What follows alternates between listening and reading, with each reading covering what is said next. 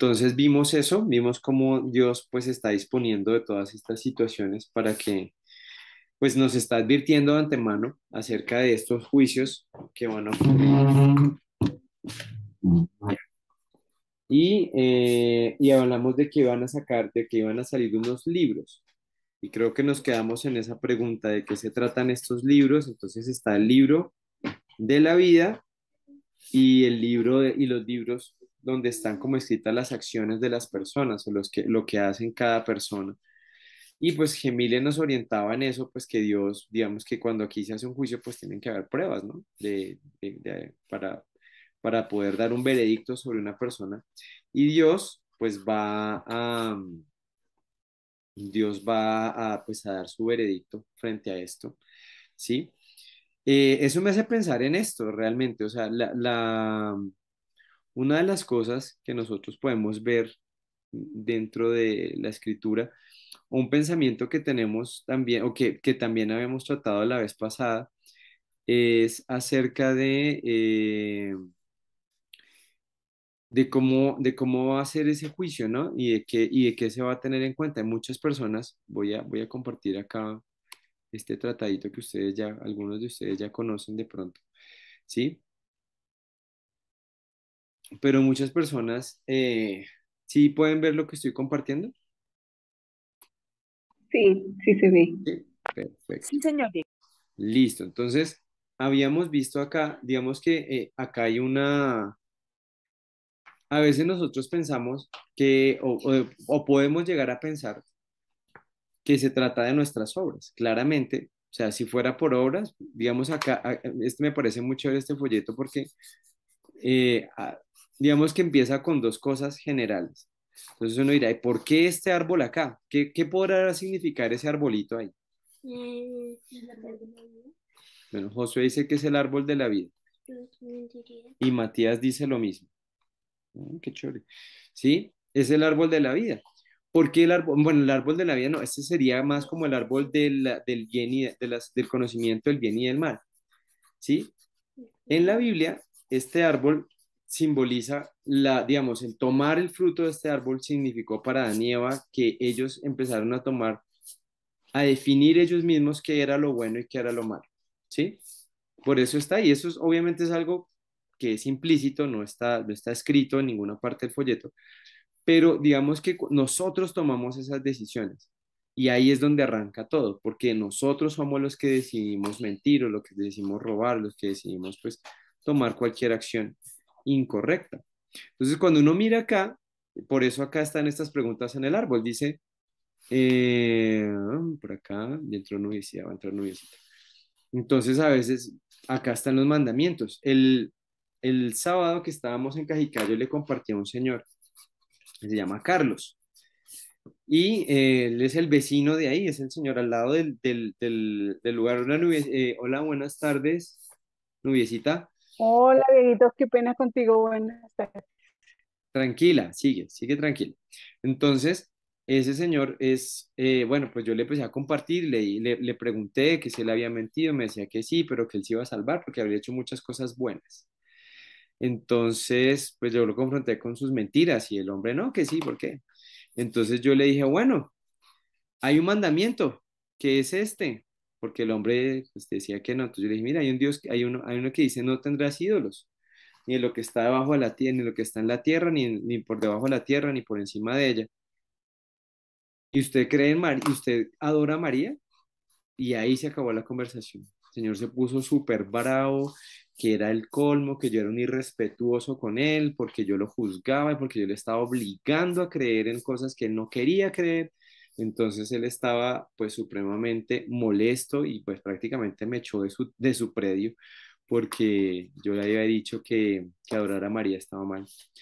El problema, yo le decía al Señor, el problema no es conmigo, o sea, lo que yo piense, eso es irrelevante, pero cualquiera que guardara la ley y se ofendiera en un punto se hace culpable de todos. O sea que si es por hechos, en este juicio del trono blanco salimos perdidos, estamos en pérdidas si nosotros vamos por nuestros hechos, ¿sí? Y las personas que vayan a ese juicio, muy seguramente ninguno se va a salvar porque tienes que ser tan perfecto como Jesús y para ser perfecto como Jesús solo puedes hacer esto, solo puedes acogerte a la justicia de Cristo, ¿sí? Y por eso es que Dios manda a Jesús. Y es una de las cosas que de pronto don Carlos no pudo, digamos, le cuesta mucho entender, porque él cree que es un asunto de religión, ¿sí?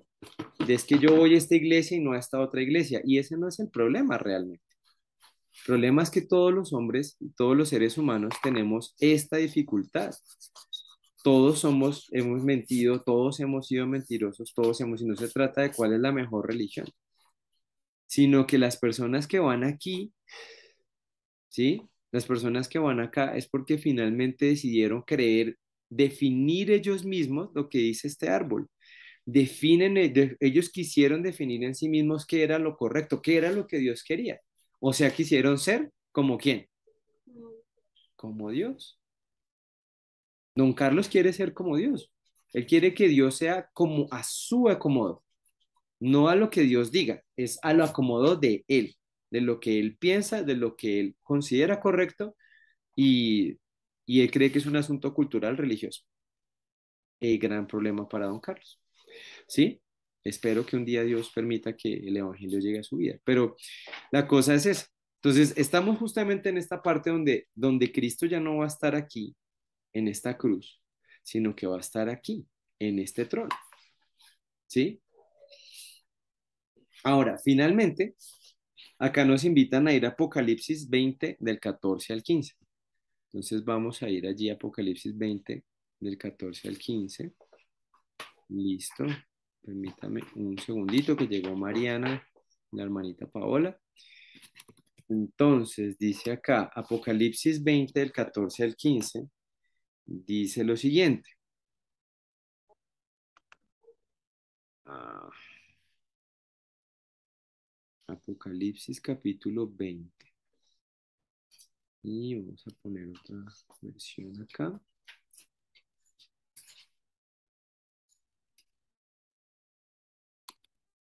Ujú. Listo. Dice,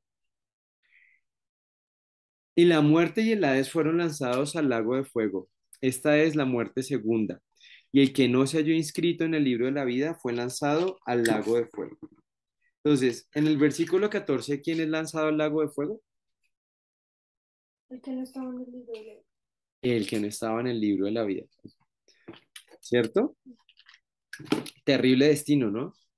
Complicada situación cuando nosotros estamos, cuando nosotros pues tenemos ese problema, ¿no? O cuando no tenemos esa situación resuelta en nuestras vidas. Y por eso es tan importante hablar con las personas de este tema. Mi hermanita Paola, bienvenida. María. Hola Mariana la obediente, bienvenida. Ah, es que eso se quedó en arma probablemente. Muy bien, Mariana la obediente. Yo le creo, ella es bien obediente. ¿Sí? Buenas noches. Buenas noches. Entonces, eh, el lago de fuego, ¿sí? Entonces, esa es la muerte segunda. Y como yo les contaba, a mí me ha impactado mucho lo que dice Lewis sobre eso, ¿no? Finalmente, el punto, allá no va a haber personas, sino es como lo que quede de las personas, lo que quede de estas personas que están sin Dios, ¿sí? Y en el 15 dice entonces, la muerte y el Hades fueron lanzados al lago de fuego, ya no va a haber muerte, ya no va a haber separación.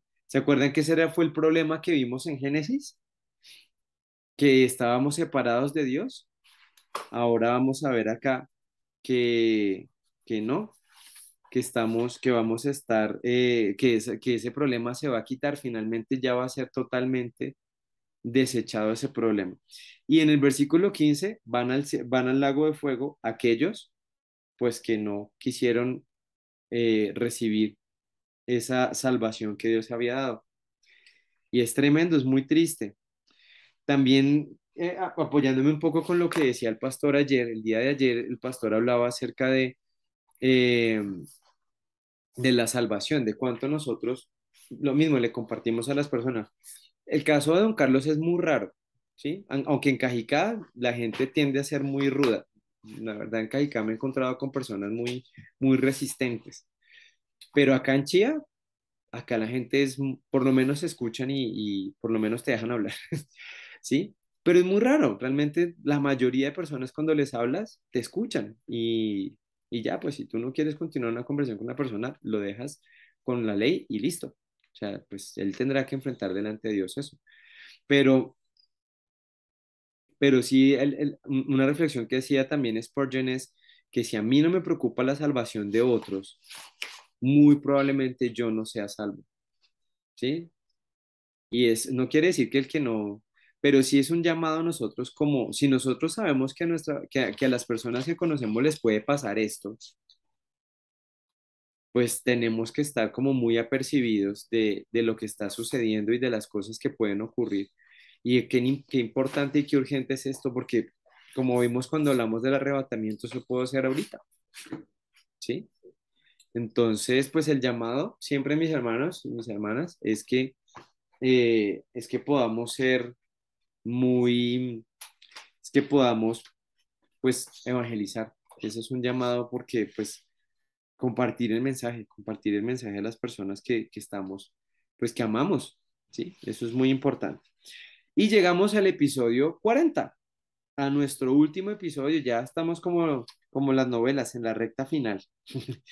¿Listo? Entonces, vamos a leer acá, dice, vamos a leer ¿cuál es la esperanza? ¿Cuál es la última esperanza que tenemos acá? ¿O qué es lo que nos espera según lo que dice la escritura? Entonces, dice, para que los creyentes puedan disfrutar del paraíso eterno, dice acá, vamos a leer Apocalipsis. Bueno, aquí hay una pregunta. Vamos a hacerla ante todo. Dice, hay dos opciones. Tienen que ir al cielo para encontrarlo o Dios traerá el paraíso eterno a ellos. Dios lo traerá a la tierra para ellos. ¿Qué dicen mis hermanas? Sí, lo traerá. Josué dice que Dios lo traerá. ¿Quién da más? ¿Quién dijo yo? Mati dice que no sabe. ¿Qué dicen mis hermanas?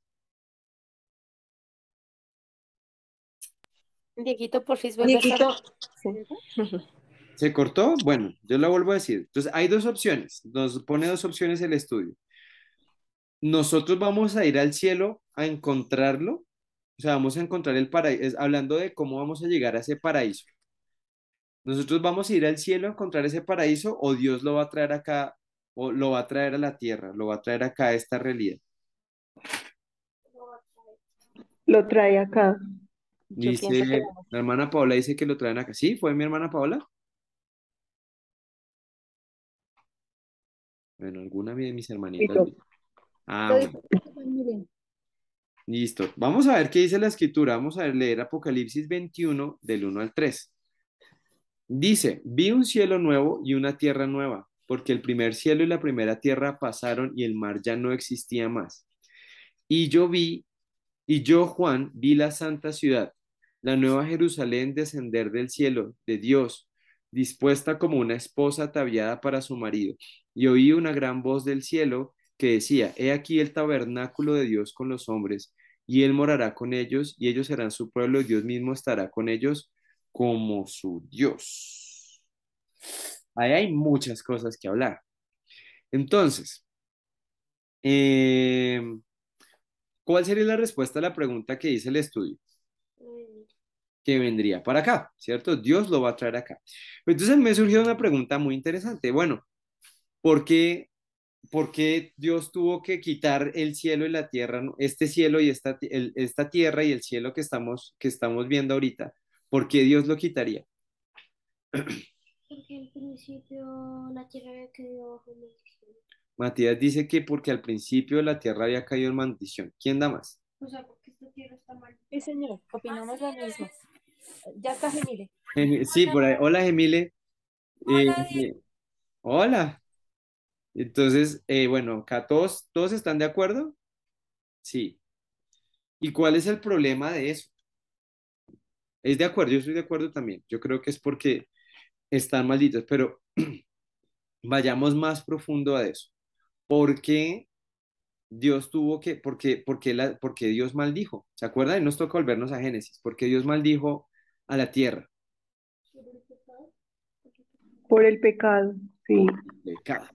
Exactamente. ¿Sí? Entonces, fíjate que después de todo esto, bueno, ya toda la maldad, finalmente todas estas cosas que desagradan a Dios, finalmente Dios las quita. ¿sí? Hace poquito veía un video donde decía que a veces nosotros oramos a Dios porque quita el mal, pero si Dios hiciera eso, pues también, y creo que aquí lo hablamos también, pues Dios también nos quitaría a nosotros. Cuando hablamos del diluvio, ¿se acuerdan? ¿Sí? Pues Dios también nos tendría que quitar a nosotros porque nosotros también somos malos, ¿cierto? Entonces, finalmente, fíjate cómo Dios hace todas las cosas nuevas y diferentes y restaura como esa creación. Finalmente él hace algo mucho más, una limpieza, entre comillas, como una limpieza mucho más profunda de lo que se planteó en el diluvio, por ejemplo, que fue solamente un asunto físico. Sí, fíjate que aquí incluso lo espiritual, o sea, todos esos principados, esas potestades y todas esas cosas con las que batallamos hoy también van a ser quitadas. ¿Sí? Y todas esas cosas que no permiten todas esas luchas que hay acá que impiden esa relación con Dios, finalmente sí fueron quitadas pues en el episodio anterior que vimos, ¿cierto? Ahora, entonces por eso dice acá, vi un cielo nuevo y una tierra nueva, porque el primer cielo y la primera tierra pasaron, el mar ya no existía más. Yo Juan vi la santa ciudad, la nueva Jerusalén. Es interesante porque, ¿cómo era el paraíso al principio? ¿Qué era? Mm, ¿Un qué? ¿Jardín? Un jardín. Paraíso. Ah, entonces, Un jardín, sí, el paraíso es ah, un sí. jardín, ¿cierto? O sea que finalmente Dios sí quiere que haya ciudades. O sea, ese es interesante, porque Dios no quiere una vida totalmente agrícola, sino que va a haber una ciudad también. Y fíjate que aquí Juan nos menciona esto como una ciudad. Es decir, que sí había, digamos, todos sus desarrollos sí estaban en el corazón de Dios. Lo que pasa es que nosotros los hemos pervertido. Pero sí va a haber una ciudad, va a haber una nueva Jerusalén.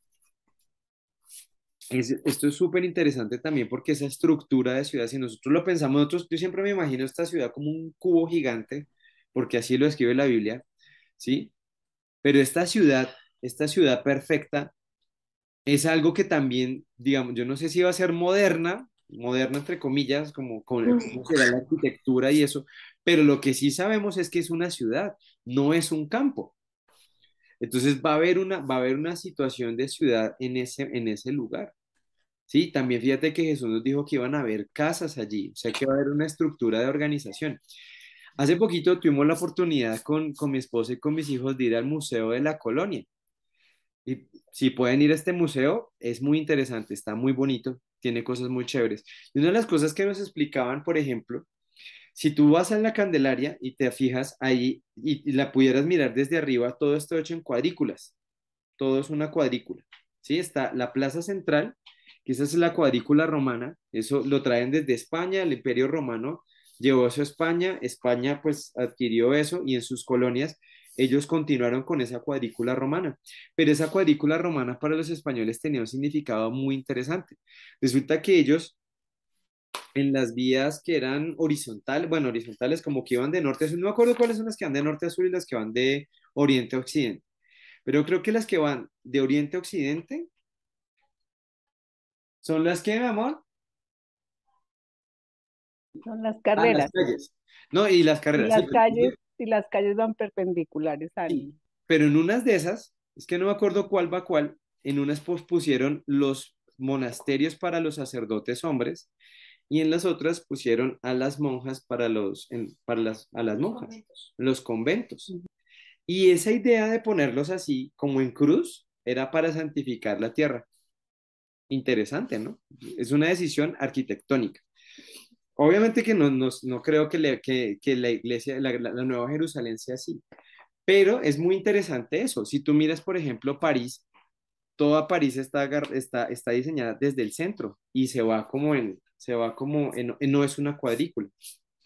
Entonces, el tema de la ciudad es bien importante porque es una ciudad, fíjate, ¿dónde más vemos ciudades en la Biblia? Mm, ¿Cuál fue la primera ciudad? Babel. Babel, ¿sí? Entonces, fíjate pero ¿cuál era la intención de esa ciudad, de esa asociación de los hombres? Como alcanzar a Dios, organizarse. Llegar al cielo. Exacto, para llegar al cielo. Y fíjate que al final eso ocurre, pero al revés. Dios trae su presencia acá, porque ellos querían hacerlo en su propia gloria, para su propia gloria. En cambio, es la gloria de Dios que viene hacia nosotros. Entonces, ese tema de la ciudad es súper importante y súper interesante, ¿sí? Dice, vi la santa ciudad, la nueva Jerusalén, descender del cielo de Dios, dispuesta como una esposa ataviada para su marido, ¿sí? Y oí una voz del cielo que decía, he aquí el tabernáculo. Fíjate cómo vamos recogiendo todas estas palabras y todas estas situaciones que ya habíamos visto en los episodios pasados. ¿Qué era un tabernáculo? Era el lugar donde la presencia de Dios habitaba para estar con los israelitas. Bueno, si escucharon a Josu? Bueno, Josu Sí, dice, perfecto, pero muy bien. sí, ¿alguien más tiene alguna otra idea?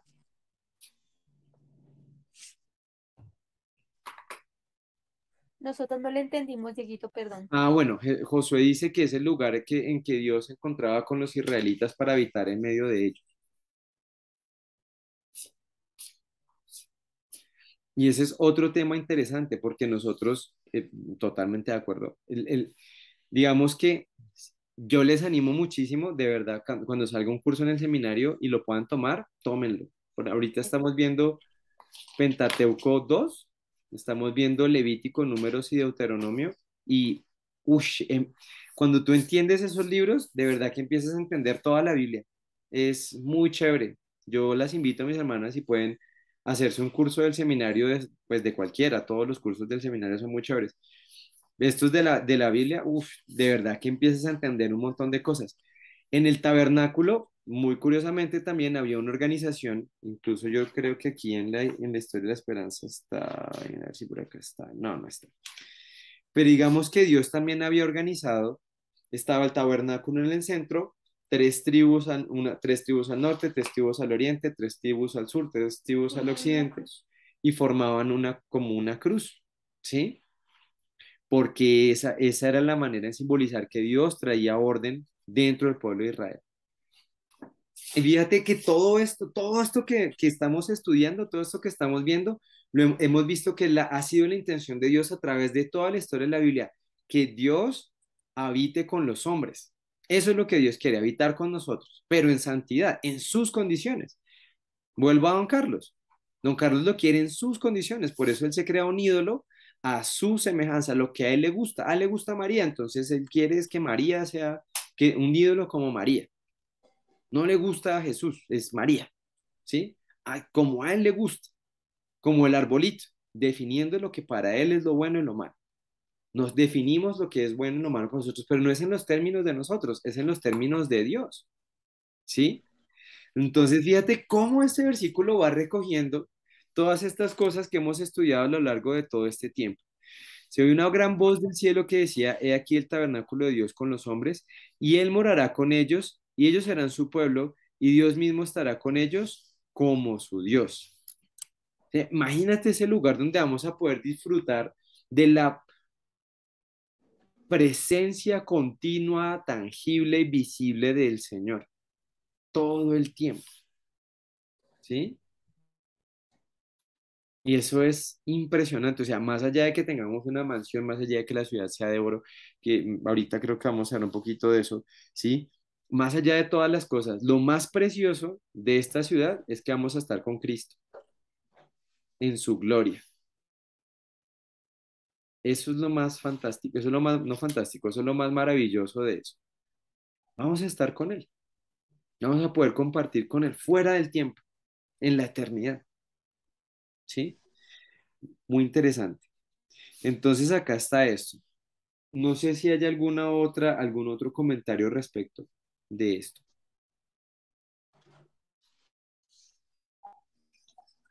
No, señor. Te ¿No? mandé a tu celular una cosa de la distribución de las tribus Ay, también tan en el bonito. tabernáculo. No sé si te sirva, si eso sea lo que estaba.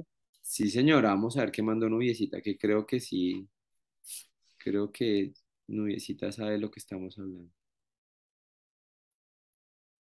Sí, haciéndole propaganda otra vez al seminario. Gracias, Nubiecita. Sí, señora, tal cual. Ya lo voy a compartir para que todo lo vea. Esto es lo que manda Nubiecita, ahorita lo vamos a mandar acá. Mira, ¿sí lo pueden ver? Sí, señor. Dieguito se ve un poquito lejano. Ya lo voy a acercar. ¿Sí mejor? Ah, gracias. Sí, señor. Pues fíjate que aquí tenemos el tabernáculo, ¿sí? Al norte creo que es acá, que es Moisés y Aarón. Y acá están las tribus con Moisés y Aarón están Isaacar, Judá y Zabulón. Luego abajo están, y mira que están los números de ellos. Más o menos ellos en el tiempo que estuvieron en el desierto eran 2.500.000 personas, imagínate. Claramente necesitaban un orden.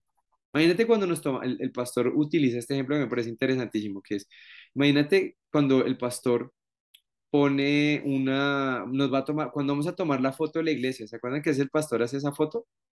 Sí, sí. ¿Cuánto tiempo nos toma organizarnos 60 personas? Es un Mucho. montón, ¿cierto? No, imagínate para organizar a toda esta tracalada de gente. Entonces, por eso, mira, está en el centro. Estaba Coat, Gad, Rubén, Simeón. Luego acá con Gersón estaban Benjamín, Efraín y Manasés. Merari estaba Nacer, Dan, Neftalí. Ahí estaban todas las tribus organizadas, ¿sí? Y además de eso, hay otro dato interesante con esto. Resulta que regularmente cuando los ejércitos en Oriente marchaban para la guerra, el que iba en el centro era el rey, porque era el que tenían que proteger, porque era el que lideraba toda la cosa. ¿Y quién está en el centro? Dios. Dios. Pero la función aquí es al revés, porque es Dios el que los protege a ellos, ¿sí? Esto es bellísimo a medida que uno lo va estudiando, es muy interesante, muy chévere. Gracias, Nubiecita. Y ahorita lo compartimos. Entonces, estas cosas, mira, pero finalmente fíjate que esto era una sombra de lo que vamos a ver en el final de los tiempos. Vamos a ver, vamos a estar en esa presencia de Dios en esta ciudad preciosa.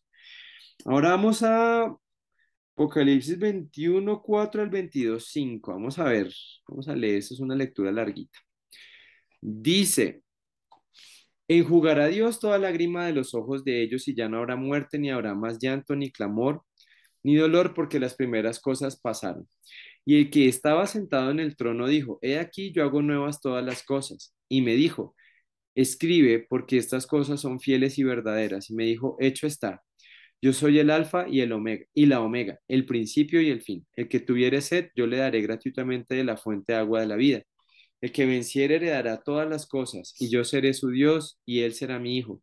Pero los cobardes, los incrédulos, los abominables, los homicidas, los fornicarios y hechiceros, los idólatras y todos los mentirosos tendrán su parte en el lago que arde con fuego y azufre, que es la muerte segunda. Vino entonces a mí uno de los 7 ángeles que tenían las 7 copas llenas de las 7 plagas postreras y habló conmigo diciendo, ven acá, yo te mostraré la desposada, la esposa del Cordero. Y me llevó en el espíritu a un monte grande y alto, y me mostró la gran ciudad santa de Jerusalén, que descendía del cielo de Dios, teniendo la gloria de Dios. Y su fulgor era semejante al de una piedra preciosísima, como piedra de jaspe, diáfana como el cristal. Tenía un muro grande y alto con 12 puertas, y las puertas 12 ángeles y nombres inscritos que son los de las 12 tribus de los hijos de Israel. Fíjate que es lo que vimos ahorita. ¡Ah, esto es muy chévere! Al oriente 3 puertas, el norte 3 puertas, al sur 3 puertas, al occidente 3 puertas, y el muro de la ciudad tenía 12 cimientos. Y sobre ellos los 12 nombres de los 12 apóstoles del Cordero. Fíjate que ese nombre y esa cantidad no eran gratuitos. El que hablaba conmigo tenía una caña de medir de oro para medir la ciudad, su puerta y su muro. La ciudad se halla establecida en su cuadro y su longitud es igual a su anchura. Él la midió la ciudad con la caña 12.000 estadios. La longitud, la altura y la anchura de ellas son iguales.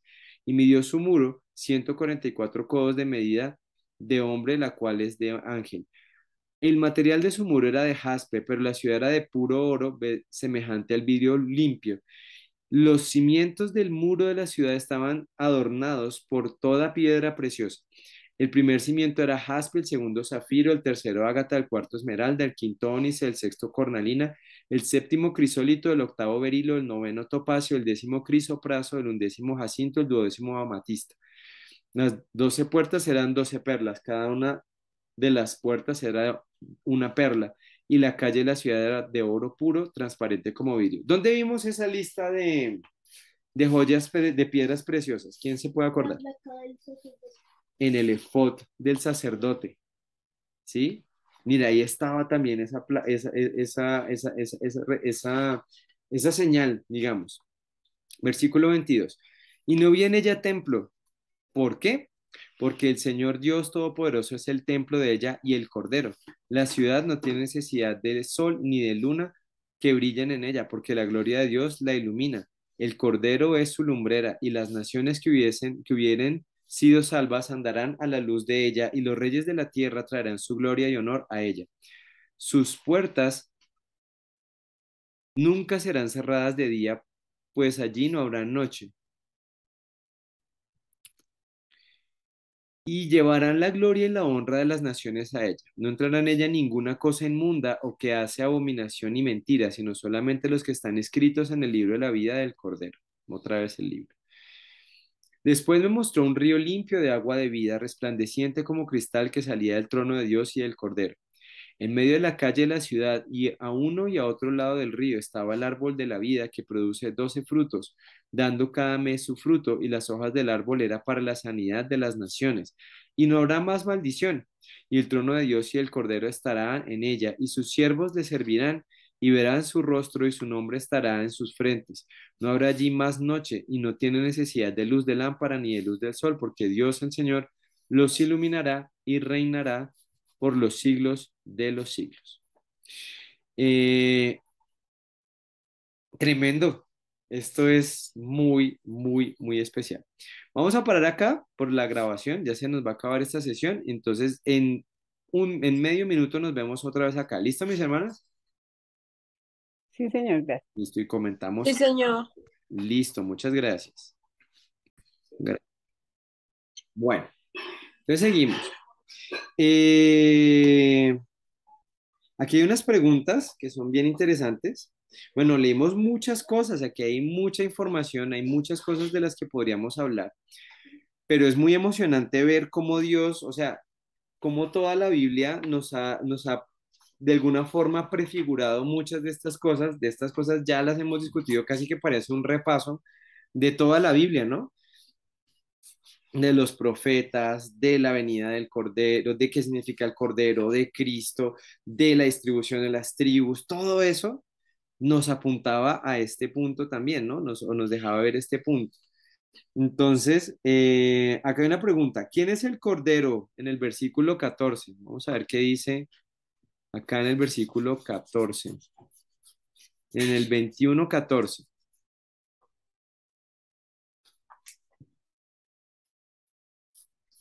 ¿Aló? ¿Sí me oyen? Sí. Sí, Sí, señor. Dieguito, sí. Ya, pensé que se me había ido el audio.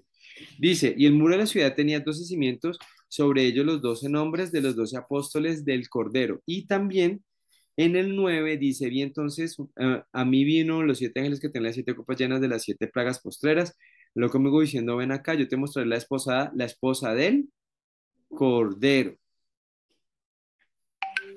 ¿Cierto? ¿Y Sí, por qué, señor. y por qué ¿Ay, de quién estamos hablando? De Cristo y la iglesia.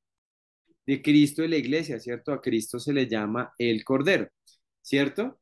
Ahora, dice acá, el Cordero es Cristo, pero ¿por qué no, por ejemplo, no dice el Hijo del Hombre? ¿O por qué no dice, porque hay otros? ¿Por qué no dice Emanuel? ¿Por qué dice el Cordero? Esto es repaso. Porque Él se ofreció por nuestros pecados como el Cordero. Exactamente. Y eso, o sea, ese pedacito es clave para entender digamos, para entender digamos que esto es lo que finalmente Cristo gana para nosotros, ¿sí? Esto es muy importante. Cristo ganó, digamos, a esto le apuntamos que esto es lo que Jesús está, entre comillas, comprando para nosotros. Eso es lo que nos ofrece, ¿sí? Cuando nosotros tenemos cuando lo pagó con su sangre, esa es una esperanza muy grande que nosotros tenemos. de poder estar ahí con Él en ese lugar. Y es la esperanza que nosotros debemos apuntarle. A veces nosotros, y esta es una aplicación, que digamos, miremos lo que está en nuestras casas, cada uno está en su casa. ¿Cuál de estas cosas merecería estar en ese lugar o va a estar en ese lugar? Mira la cosa que más te gusta. ¿Será que eso se va a ir para allá? ¿Qué dice mi hermano? Ninguna. Ninguna de estas cosas que están acá, ¿sí? Se van a ir para allá.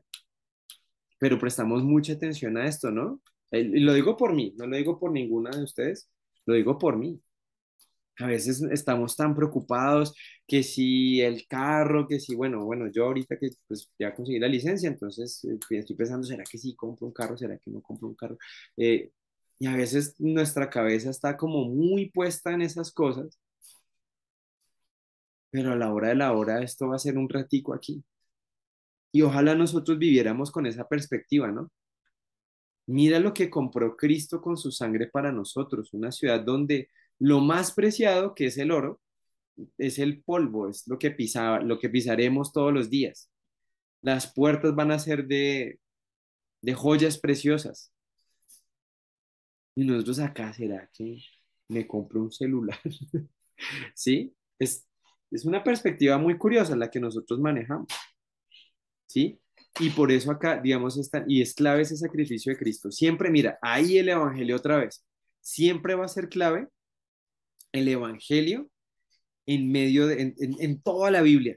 Acá vemos el Evangelio, acá es qué es lo que gana Cristo en la cruz por nosotros, esa esperanza. Vamos con otra pregunta. Dice, ¿qué nos encontrará en la nueva ciudad santa? ¿Qué no vamos a ver ahí? Pecado. Dice Mati, pecado. ¿Qué más? Dolor. Dolor. Noche. No, Ya no dormir. Negro. Josué dice que no es que a Josué no le gusta mucho dormir. Entonces, Solo cuando estés cansado. Tampoco. Probablemente no estés cansado ya, así que eso es bueno. Cansancio. cansancio, enfermedad. Ahorita estamos hablando de enfermedades, Cansancio me quedo. ¿cierto? Ninguna de estas cosas que nos agobian. No vamos a ser viejos. De pronto ya tenga pelo yo. No sé. Puede ser que yo tenga pelo en mi nuevo cuerpo resucitado. Pero mira, todas estas cosas ya no van a estar. Y nosotros, bueno, mis hermanas, debo decirle a mis hermanas que están aquejadas de diferentes padecimientos, algunos físicos, algunos no físicos. Pero esa también es otra esperanza inmensa que tenemos, ¿sí? Y esa es otra perspectiva bonita que nosotros podemos tener. Cualquier sufrimiento que nosotros pasemos acá no va a ser, no va a ser mucho comparado con una eternidad de gozo con Cristo. Cualquier, cualquier sufrimiento así, por largo que sea. Alguna vez me decía una persona, mira, un matrimonio malo, que eso debe ser horrible, estar mal casado debe ser una cosa tremenda, ¿sí? Mira, si son 50 años, ¿qué son 50 años al lado de la eternidad? ¿Sí? Entonces, mis hermanas, pues aquí hay mucha esperanza. Y hoy, esta semana, pongamos nuestros ojos en la esperanza que Dios nos ofrece, en esta preciosa promesa que Dios nos está poniendo al frente. Si podemos repasar esto, sería maravilloso, si pudieran pasar estas cosas, ¿sí? Entonces, pues, les agradezco muchísimo. Ya estamos a punto de acabar. Ya estamos, la próxima vez acabaremos esto y terminaremos la última franjita y ya entraremos al puente, al puente de la vida.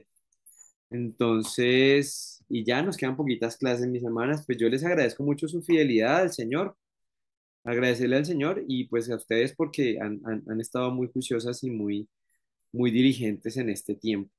Entonces, pues nada, vamos a orar.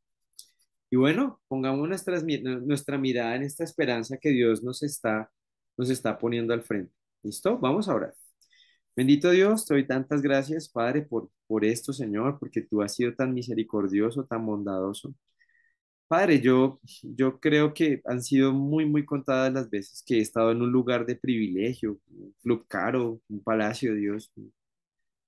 Han sido contadísimas las veces que he estado en un lugar así, Señor. Pero tú me prometes, Padre, que que un día voy a poder estar en tu presencia en una ciudad santa, Señor. Y Padre, es muchísimo más de lo que yo pudiera querer, Señor, de las cosas hechas por ti, Señor, que son excelsas, Padre, que son más allá, Dios, de cualquier virtud, de cualquier bondad que podamos concebir las personas. Gracias, Dios, por esa esperanza que nos das, por poder mirar, Dios, muy de lejos, Padre, eso, porque pues no sabemos cuánto nos espera para llegar a ese lugar, pero sabemos, Dios, que cuando estemos allí, Señor, con tu favor, Padre, pues sabremos que el tiempo habrá sido muy corto, Señor, respecto de la eternidad que vamos a vivir contigo. Dios mío, yo te pongo en tus manos este tiempo, te pido porque si alguno de nosotros, de los que está viendo estos videos o de las personas que están reunidas en este enlace, todavía no ha tenido la oportunidad, Señor, de tener una relación contigo real, de un compromiso real, Dios, que lo haga desde ya, Señor, porque mira esta promesa tan preciosa que tenemos. Y cualquiera, yo creo que si a cualquiera le ofrecieran esto, Señor, y lo entendiera, Padre, querría Dios disfrutar de estas cosas en su eternidad. Ayúdanos, Dios, ayúdanos a pasar, a poder estar cada día cercanos a ti, Señor, con ese conocimiento relacional, Dios, en tu presencia, Padre. Y pues Dios, te damos muchas gracias. Te damos gracias, Dios, por permitirnos este tiempo. Dejo en tus manos la vida de mis hermanas, Dios, la vida de mis hijos, de mi esposa, Señor. También te dejo en tus manos la vida de don Carlos, Padre, para que él pueda, Dios, recapacitar, Señor, que tú puedas inquietar su corazón y pueda llegar a tus pies, Señor, y pueda ser despertado el engaño en que lo tiene Satanás. Gracias, Dios, en esta noche te damos en nombre de tu Hijo Jesús. Amén. Mis hermanas, muchas gracias. Dios las bendiga. Gracias. Gracias. Gracias. Hasta luego. Gracias. Feliz noche. Amén. Chao. Muchas gracias. Noche para todos. Chao.